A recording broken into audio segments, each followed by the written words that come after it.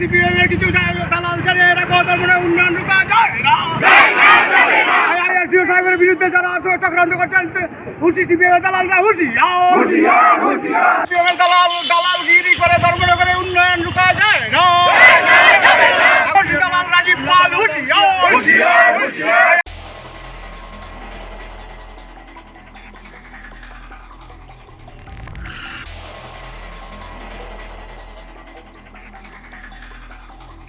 আজকে অনেকটা সমস্যা আছে, যেমন আমাদের এই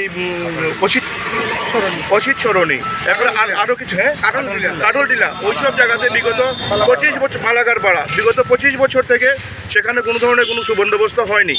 আগের আমাদের যেটা বলতে দুঃখ লাগছে যে আগের পিবিআর যিনি এসডিও ছিলেন উনি থাকা অবস্থায় ওই সময়টাতে ওইটা হয়নি, ঠিক আছে, উনি চলে গেছেন, ওনার সম্পর্কে আমরা বলছি না।